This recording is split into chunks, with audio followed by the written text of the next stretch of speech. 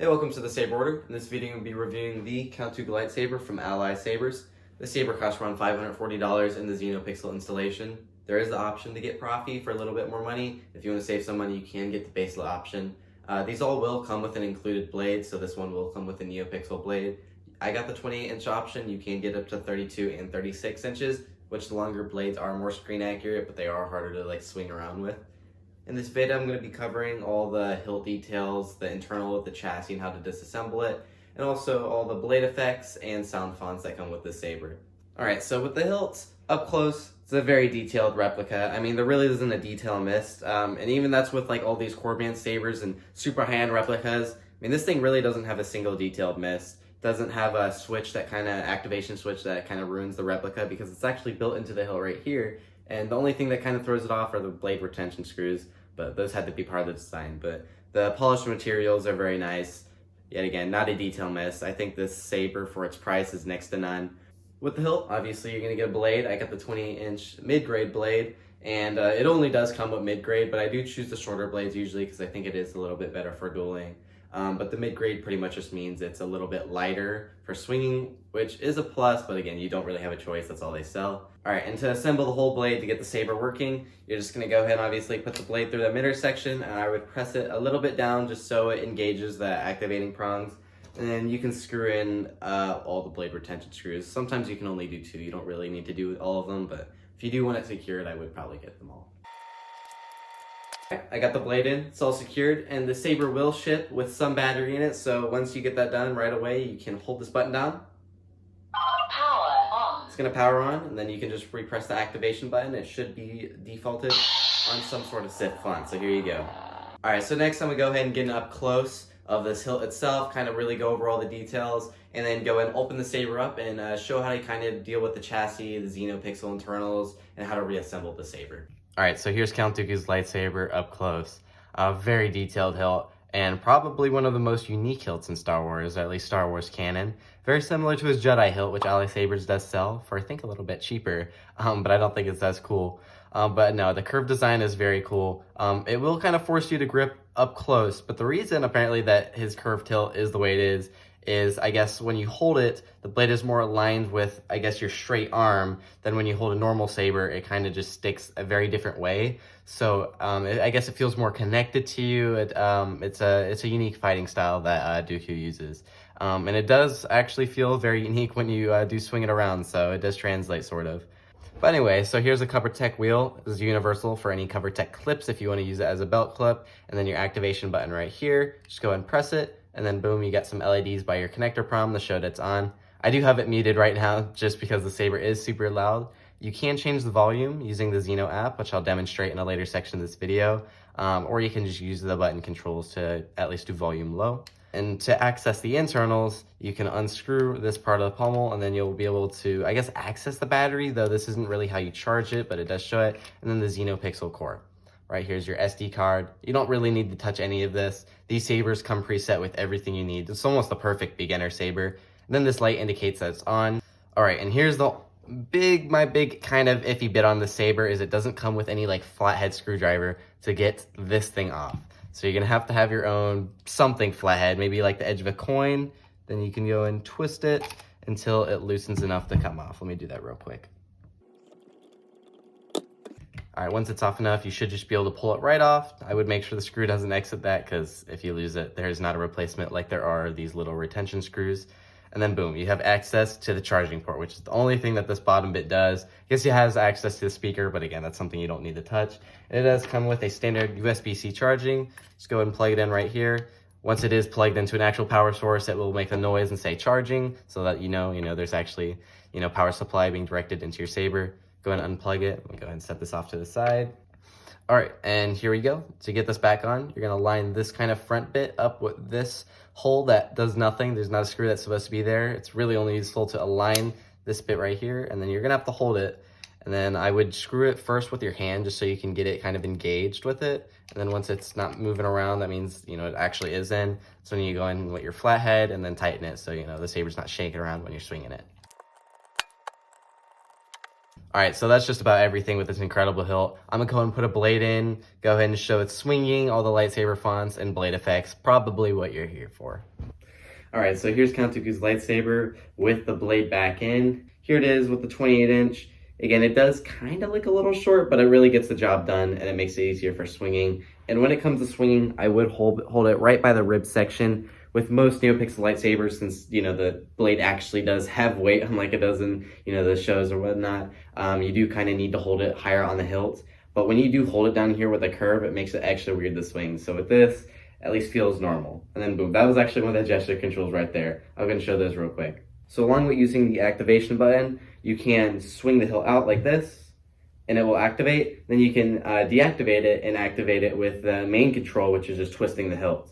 Weirdly enough with this hilt, most of them you can just twist normally, but since this core is actually at an angle, you have to kind of perfect swinging it a little weirdly. That's why I would recommend just doing the swing, and then you can also just deactivate it by holding the button down. Most simple way to do it. This saber currently is on mute, so you can hold the button for about a second. Volume high. Get it on volume high, and then you can hold it again. Volume low. And this is going to be the most optimal volume. Not too loud, but it's very crisp audio anyway. Alright, so you got this thing activated. Super bright. Once you get to Neopixel, there's really no difference in the brightness. This is the best technology you can get for a realistic lightsaber, you know, as realistic as it gets. Even in broad daylight, this thing looks like it's on, unlike a legacy lightsaber, when it pretty much just looks gray when you hold it next to a bright window. But anyway, here's the smooth swing being demonstrated here. Doesn't really miss a movement at all, but I will say, you know, you can tell a difference between this and Profi. But it does really follow your movements. And it does follow your broad, fast swings, so I'm a big fan of this. The technology is about as improved as you can get for this price point, because this price point, like a couple $100s for standard Xenopixel installation, back then did not exist when we first started this channel, so I'm very happy they came out with this technology. Alright, so I'm going to go ahead and show the Xeno app on screen, and you can just connect the Xenopixel Saber to the Xeno app, which is on iPhone and Android and all that. And that is how you can change the volume, check the battery, and also go through fonts really easily. And if you don't want to use the app, you can either hold the button down while it's off for a few seconds, or you can do the gesture controls Codex of light to switch the font. This one right here, very unique font. Not all of these are canon fonts, which I think is kind of cool. They include some cool, like, real sword fonts where it makes it sound when an arrow's coming at it. Very unique. And then if you press, it is a one button setup, so if you press the same button as the activation while it's on, you can get blaster effects, or in this case, I don't even know what that is. And if you hold the button down while clashing, you're going to get some holding effect. I'll show this on another font. Alright, next font right here. Got a cool Cyber Terror font. This has the unstable effect, so it's kind of like the Kylo Ren saber. And if you do press the button while it's on, the one button setup, you do get a little blaster effect where it lights up. And then when you clash the saber, you're going to get a whole blade flash. And then when you combine those, you hold the button while clashing it, you're going to get a holding effect. And this goes for every single font.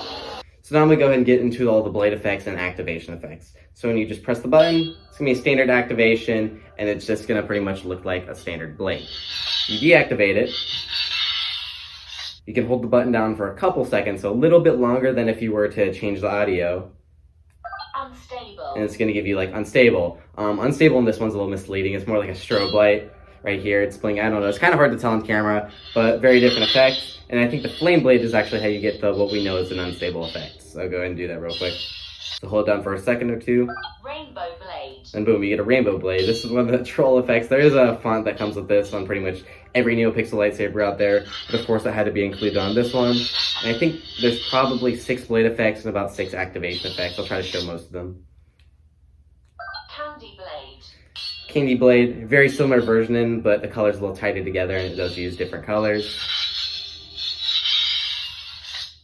Pulse. And then pulse. This is probably one of my favorite blade effects because it kind of gives it like a breathing effect. So if you hold it back, the light kind of goes on and off. So it really does feel like the blade's not just a still on kind of beam of light. It does feel like what they do in the movie where they do kind of breathe. It's kind of hard to tell on camera. All right, and now if you hold the button a little longer than if you were to change the blade effect, that's how you get the activation effect. So hold it down for a couple seconds. Broken ignition. And then you get your ignitions. Here we go. Most of these aren't not very practical. The animations are much longer. And obviously, there's pretty much no unique animations in Star Wars. But I think those are pretty cool because with like the 30 fonts this comes with, I mean, you can really personalize every single font. So I think that's very cool.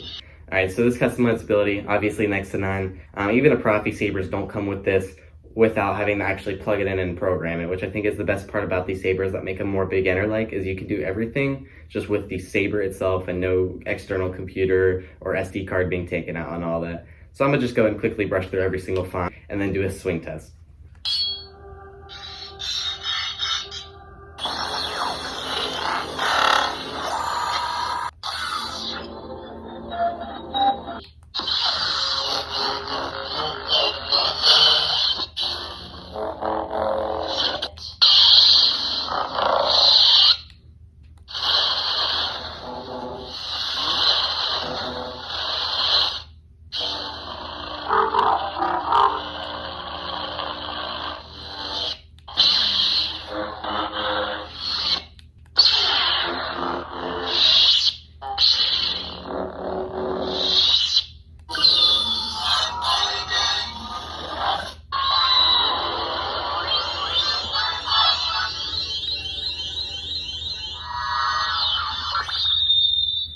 As you can see, there are a ton of fonts in the Saber. I did skip over some of the basic ones. Obviously, it's going to come with all the Anakin, Luke, Vader fonts, and there's the Kylo Ren font and all that. But I go do a swing test with a couple of the fonts so you can get a better feel how they use the Saber and what the fonts really do sound like with the smooth swing.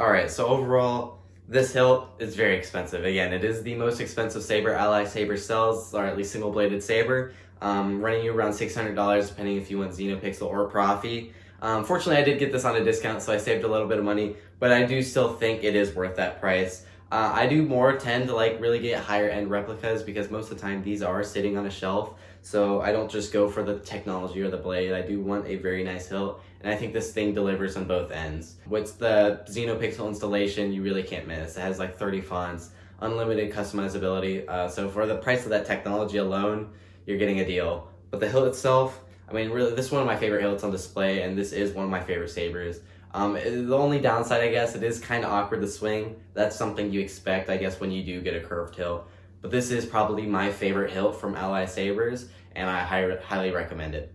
Well, I hope you enjoyed this review. We have many others on our channel, and we have more coming. We do try to get lightsaber reviews in at least twice a month, something like that. So if you are planning and look at other sabers to buy, or you just enjoy watching these, go and stay tuned for those. And if you do want to leave a reply, comment, or just contact us, you can contact us through YouTube or our Twitter and TikTok, which is going to be linked in our About section of our channel.